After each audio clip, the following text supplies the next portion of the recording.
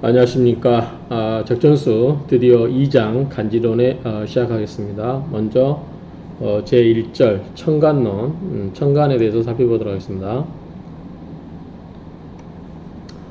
오양, 계양, 병위체, 오음, 계음, 계위지. 자, 오양이라고 하는 것은 우리 식가는 가불병정, 무기경신, 임계 10개가 있죠. 그 중에서 5개 양이 있죠. 갑병, 무임경, 무경임, 그 다음에 을정기신계, 이게 이제 음이죠. 그러면 자, 오양은 모두 양이다. 뭐 당연한 얘기고, 그리고 병이 최고다. 그러니까 갑병, 무경임, 갑병, 무경임 5개의 양 중에서 병화가 가장 으뜸이다. 기분 좋네요. 제가 병화일 주거든요. 그래서 어쨌든 5양 중에서 5양은 모두 양인데 병이 최고이고, 오음 5개 을정기신계죠. 을정기신계.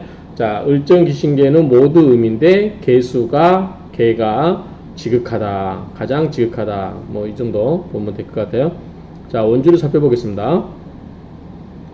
갑병, 무경임. 요게 이제 5개죠. 천간 중에 5개. 갑병, 무경임은 양이 되는데, 독, 병화, 병, 양지정. 자, 홀로독, 오직 병화만이, 병화 혼자서, 그러니까 병화만이 잡을 병자입니다. 잡는다. 양의 정수. 자, 정은 이제 우리가 그 핵심이 될 수도 있고, 정수라는 말도 있고, 뭐 여러 가지, 뭐 원기라는 말도 있고, 여러 가지 의미가 있겠죠. 원처적인 그런 걸 의미할 수도 있고, 그래서 어쨌든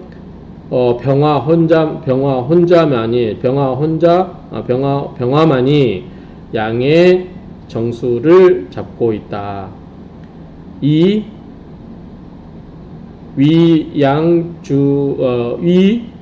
양중지양. 그래서 양의 양이 된다. 양 가운데서 양이 된다. 그러니까 병화가 가장 양이 극성하다라고 해석하면 되겠죠. 양 중에 양이 된다고 하는 거니까. 그 다음에 을정기신계는 음이 되는데, 독계수 병음지정. 아까 독병화 병양지정하고 같은 구조죠. 오로지 개수만이 음의 정수를 잡고 있다. 그래서 개수가 음의 정수이다. 그 말이죠. 음의 정수이고, 그래서 이 음중지음. 그래서 음중의 음이 된다. 개수가 음중의 음이 되고 병화가 양중의 양이 된다. 그런 의미죠. 자, 임철조 선생님의 줄을 볼게요. 병내 순양지화. 병은 곧 순양의 불이고, 그쵸? 순양의 전기를 받은 불이고, 화이고, 만물, 막불, 유차이발, 득차이, 혐자인가요, 이게? 2번, 거들염, 염자, 수렴할 때 염자네요. 자, 병화는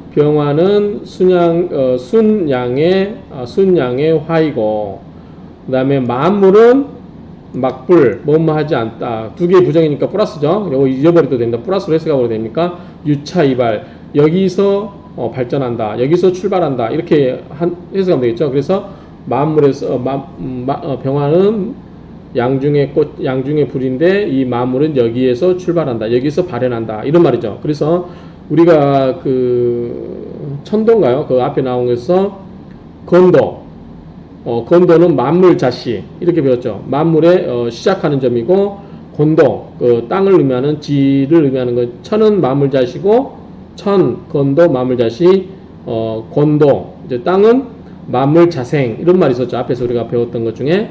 그런 것처럼 이 병화는 만물의 시작하는 발현 시작점이 된다라고 해석하시면 될 것 같고요.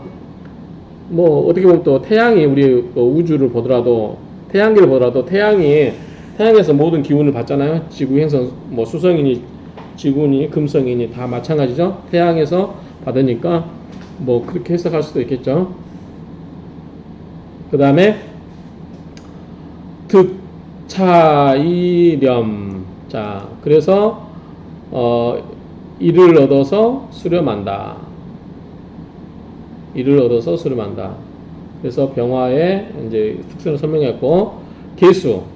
개의 순음지수. 개는 순음의 무리이다.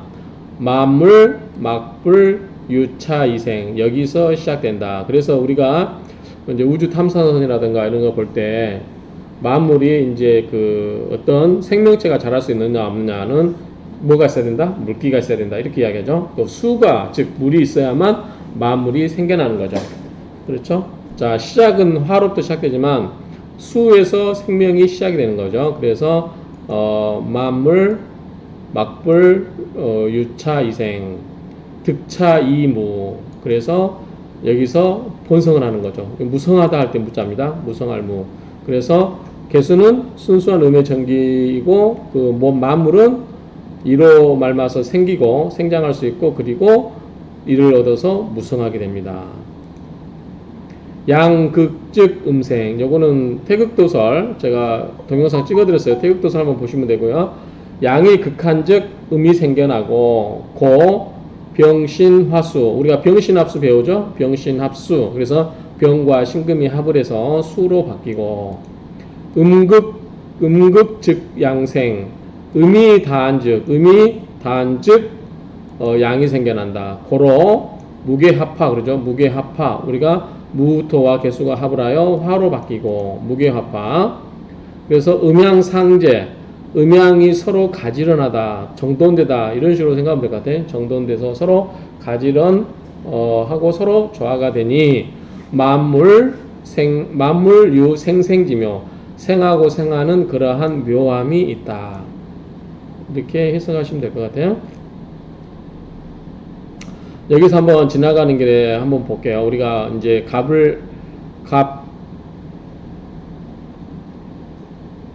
갑병 무경임, 그 다음에 일정기신계, 요게인데 우리가 이제 여기서 나왔던 게 병신합수하고 무게합화 나왔죠? 자, 이게 왜 그럴까? 저도 옛날에 이제 합을 공부할 때 을경합, 뭐, 정임합목, 뭐 이런 거 있잖아요.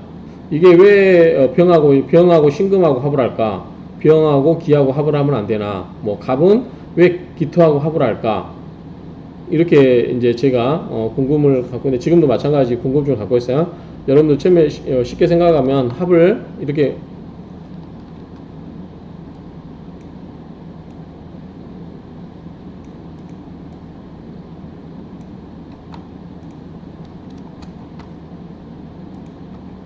하면 되죠. 갑기합도 병신합수 무기합화 을경합 정임합목 이렇게 다 아마 다 알고 계시죠?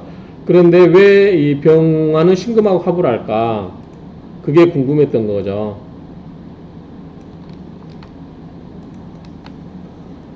그래서 이제 여기 이론에 의하면 병화는 양 중의 양이라고 그랬어요. 양 중의 양인 병화가 이제 그 양이 닿으면 음으로 된다고 그랬어요. 그러면은 음이 닿으면 개수하고 합을 하면 되겠죠. 이제 개수가 음 중에 음이니까 그러면 그 앞에 있는 병화가 신금하고 합을 해서 이 개수가 되고, 그 다음에 개수는 음 중에 음이기 때문에 양이 이제 출발점이 되는 거예요. 그래서 이 개수가 무토와 합을 해서 이 양 플러스로 바뀌어간다.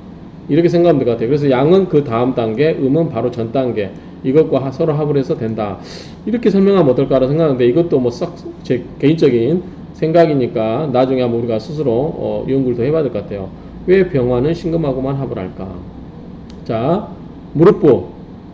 부, 십간지기. 무릎, 십간의 기운이라고 하는 것은 이 선천언지, 선천으로 말을 하면 고, 이론 동출. 고는 이제 뭐 구들고인데 본래 그렇게 해석하면 될 것 같아요. 이론, 한 군데서 한 똑같은 연원에서 동출 똑같이 나왔고, 이 후천언지, 후천으로 말하면 역일기상포, 또한 그 서로 같은 하나의 기운이 서로 껴안고 있다. 그런 말이죠. 서로 껴안고 있다. 감싸 안고 있다. 뭐 똑같은 얘기고요. 여기서 선천, 후천이란 말이 나와요. 이게 이제 선천, 후천이 무엇을 말하는지 모르겠는데, 우리가 이제 제가 그 역학, 그 명리학 강의 이제 시작을 했을 때, 3강에 역학이라는 걸 찍어드렸는데, 거기서 보면 이제 주역에서 저기, 그 이제 뭐 선천, 후천 그런 게 나오죠. 그런데 이제 그 역사를 보면, 복희 씨가, 저기 하도에서 그 용마 그 모양을 보고 선천 8개를 만들었고, 그 다음에 이제 주나라 시대 문왕이 낙수에서 저기 거북이 등 모양의 그 새겨진 그 모양을 보고 후천 8개를 만들었다, 그런 이야기가 있습니다. 그런 이야기 아닐까 싶었고, 그래서 이 선천은 뭐 그런 그때 나오는 선천이 아닌가 싶고, 후천도 그때 나온 후천이 아닌가 싶어요. 그래서 제가 다른 책들 찾아봤는데 뭐 크게 이 선천 후천에 대해서 설명하는 부분은 없어요. 근데 이제 나월 그 스님께서 거기에 이제 뭐 선천 8개 후천 8개 있는데 이런 의미를 염두에 두고 쓰신 게 아닌가 싶어요. 이거는 때가 되면 제가 나중에 주역이라든가 이런 거 강의를 할 때 선천 뭐 후천 8개 이런 거에 대해서 한번 강의를 할 때 더 자세하게 설명을 해볼까 싶습니다.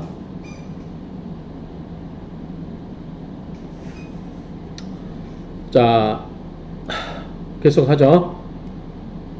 갑을은 하나의 목이다.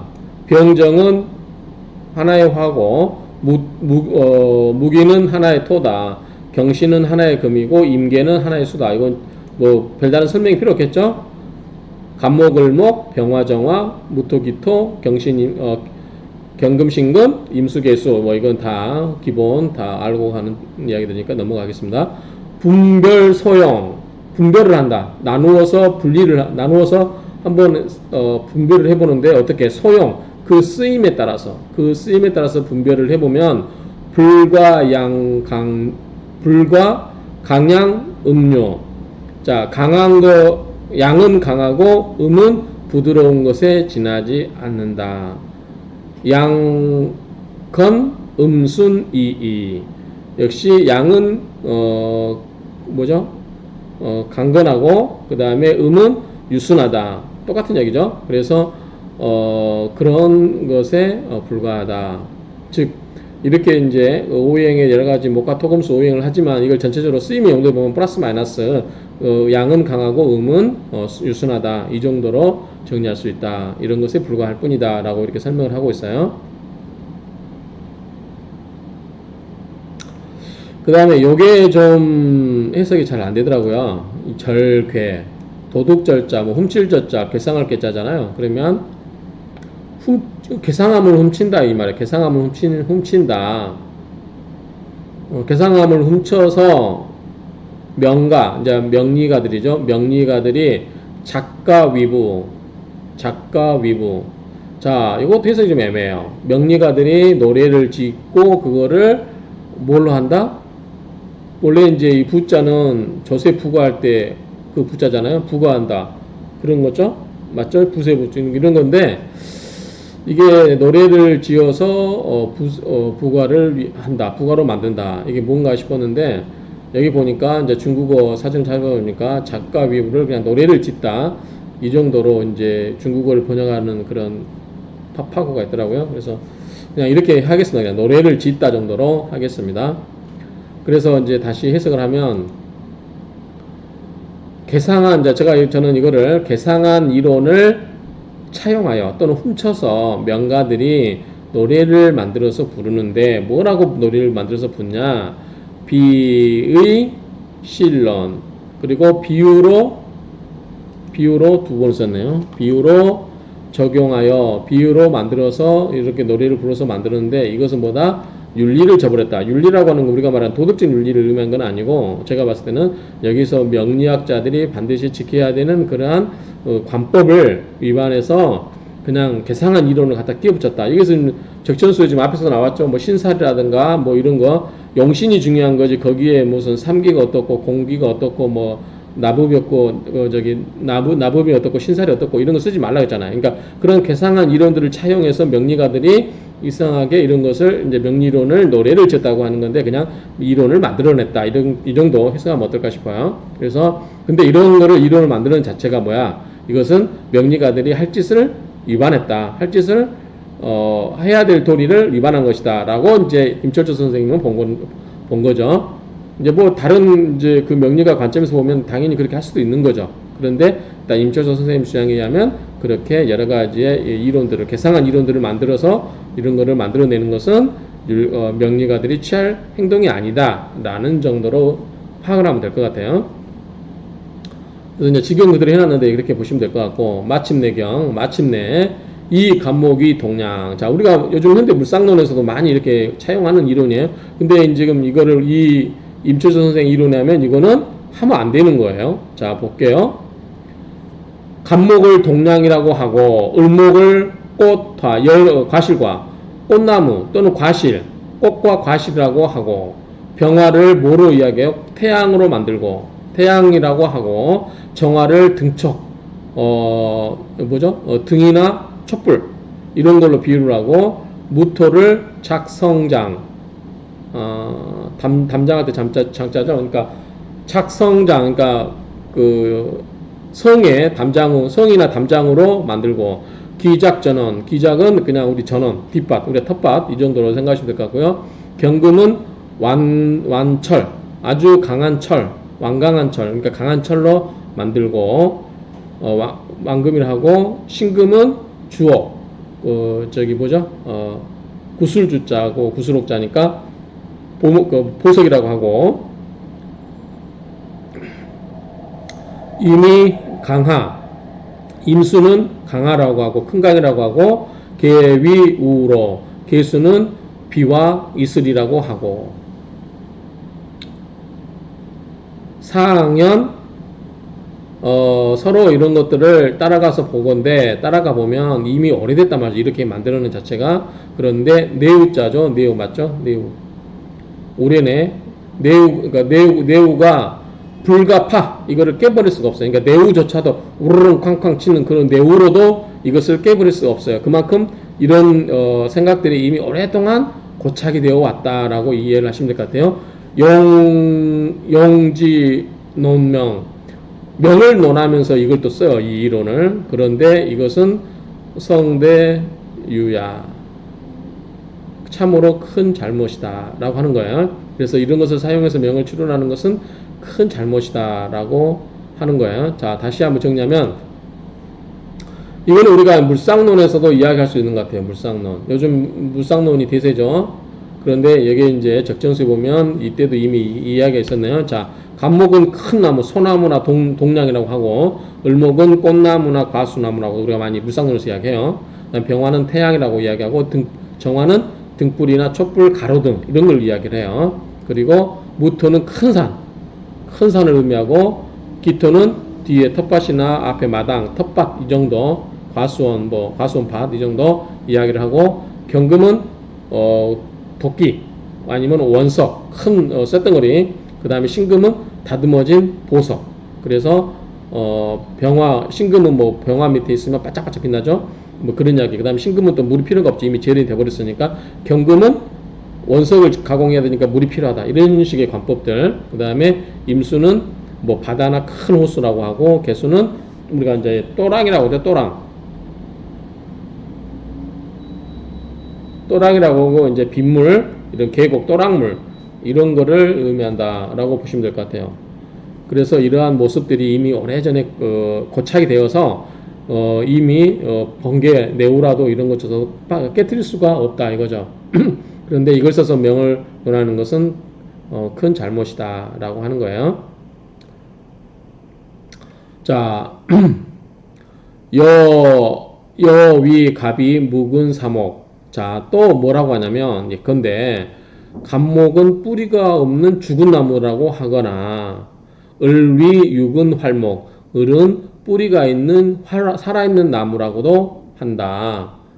동시목 이 분생사, 동시에 즉 같은 나무인데도 어찌 생과 사를, 죽어있는 나무 살아있는 나무로 이렇게 하냐 이거죠. 구분하니 어찌 양목 동품사기. 어찌 양목은 뭐예요? 여기서는 간목이죠. 그렇죠? 간목을 의미하죠. 간목이 죽은 나무라고 했잖아요. 묵은 사목. 그래서 양목, 간목이 어찌 홀로독 품을 붙자, 그러니까 부여받은 그 사기, 죽어있는 기운을 부여받았다고 하느냐. 그리고 음목은 을목이죠. 을목이 독품 생기호. 어찌 을목은 살아있는 기운을 부여받았다고 하느냐, 받았다고 하느냐. 이렇게 하는 것도 말이 안 된다라고 하는 얘기 하는 거예요. 또, 위 말하되 활목 외수범. 자, 살아있는 나무니까 을목이죠. 을목은 두려워해요. 뭐를 두려워해요? 물이 범람하는 것을 두려워해요. 사목불외수범. 그런데 죽은 나무, 즉 간목은 물의 범람을 무서워하지 않아요. 이것도 맞지 않죠. 자, 우리가 이제 물상론으로 이야기할 때, 요즘 현대 관법으로 이야기하더라도, 을목은 작은 나무기 때문에 물이 많으면 뿌리가 들려서 둥둥 떠다니죠. 그리고 간목도 떠날 수 있어요. 근데 간목은 뿌리가 깊은, 살아있는 나무 같으면은, 웬만한 물이 와도 퍼져 나가지 않죠. 그 대신 살아있으면서 뿌리로 물을 쫙 빨아들일 수 있죠. 그러면 물기를 수생목으로 설기시킬 수 있어요. 물을. 강한 물을 간목은 설기시킬 수 있다. 이렇게 이야기하는 경우도 있죠. 근데 어쨌든 여기 보면은 여기서 이제 고전 관법에 의하면 간목은 죽은 나무고 뿌리가 없는 죽은 나무로 봐버렸고 을목은 뿌리가 있지만 살아있는 나무로 보는 거죠. 그러니까 물이 범람했을 때 을목은 물을 빨아들일 수 없기 때문에 이제 물기가 이미 충분히 있으니까 빨아들일 수 없기 때문에 이거를 물이 범람을 두려워하지만 간목은 이미 죽어있고 큰 나무이기 때문에 뭐예요? 물을 쫙 빨아들일 수 있다라고 보는 거예요. 근데 죽어있는 나무가 물을 빨아들이는 건 한계가 있겠죠.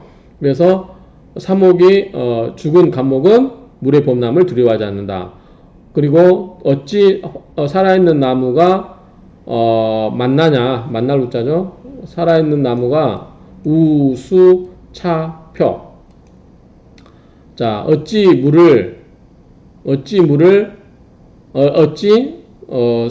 살아있는 나무가 물과 물 또는 뭐예요? 표란 거 떠돌아다니는 거죠. 표류. 그래서 물을 만나면 표류를 하고, 그래서 어찌 살아있는 나무는 술을 만나면 표류를 하고, 그 다음에 고목은 이제 간목이죠. 간목은 자 요게 뗏목사 발음이 차도 있고 사도 있어요. 여기 한번 각주를 보시면 나무벨차 떼사가 있는데 여기서는 이제 뗏목을 의미하기 때문에 사로 읽어야 될 것 같아요. 그래서 이고사 간목을 묶어서 여러 가지 이제 뗏목을 만들었죠. 그 죽은 나무기 때문에 간목을 묶어서 뗏목을 만들었을 경우에 그 뗏목이 물을 만나면 반정호 오히려 편안하다, 정해져 있다 그 말이죠. 오히려 안정을 되겠는가. 논단 이것을 논하고 제간 모든 천간을 논하고 단정하는 거, 그렇죠? 천간을 논단하는 데는 여차지류 이와 같은 것들이 부일리족 하나둘이 아니다. 그래서 당진 벽지, 열벽자죠. 마땅히 다 해야 된다. 열지 이것을 열어야 한다. 그러니까 이것을 궁리를 해야 된다. 이거를 연구를 해야 된다. 이것을 모두 밝혀야 된다. 이런 것들이 당진 벽지 이런 것들을 다 열어서 밝히고, 그러니까 다 이런 것을 연구해서 밝혀서 끊어야 된다. 장내 지류, 장내의 오류들, 장내에 발생할 수 있는 오류들을 다 끊어내야 할 것이다 라고 보는 거죠. 해석을 보면 비슷한 얘기고요. 어찌됐든 이제 보시면 여기서 이제 두 가지를 이야기해요. 이제 간목이 여기 보면은 이제 그 양간과 그 음간을 이야기하고요.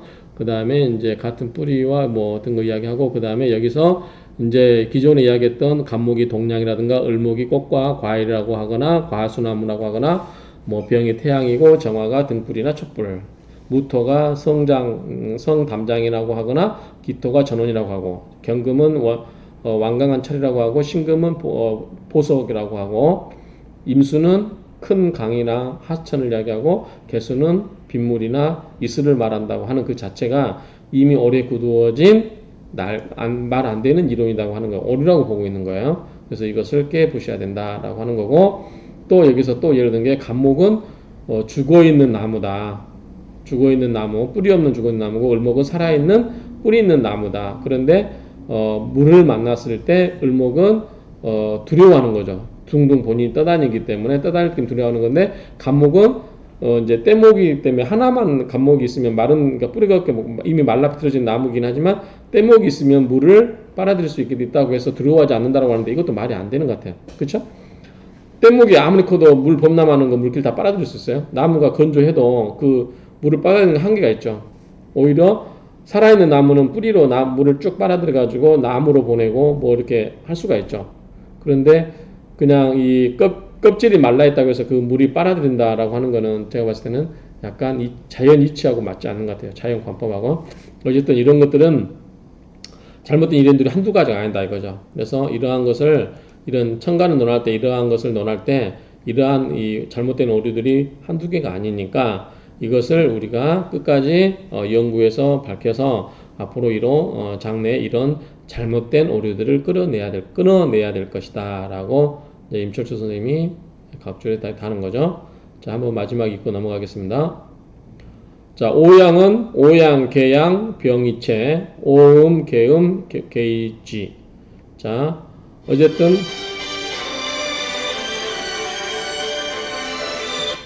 어쨌든 이제 병이 양의 최고고 개수가 음의 최고다. 이 정도 여러분들이 이해하면 될 것 같습니다. 좀 쉬었다가 다음을 시작하죠.